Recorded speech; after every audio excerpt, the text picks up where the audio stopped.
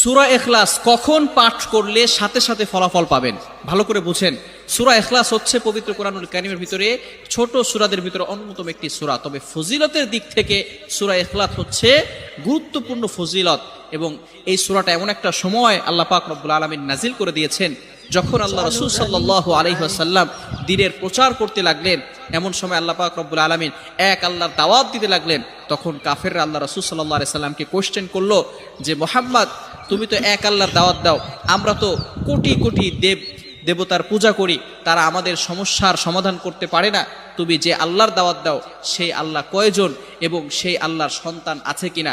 সাথে সাথে আল্লাহ পাক রব্বুল আলামিন এই কাফেরদের প্রশ্নের উত্তরে আল্লাহ রাসূল সাল্লাল্লাহু আলাইহি সাল্লামের কাছে এই সূরাটি নাজিল করলেন, কুল হুয়াল্লাহু আহাদ আল্লাহুস সামাদ লাম ইয়ালিদ ওয়া লাম ইউলাদ ওয়া লাম ইয়াকুল লাহু কুফুয়ান আহাদ। আল্লাহ পাক রব্বুল আলামিন এক, অদ্বিতীয়, এবং আল্লাহ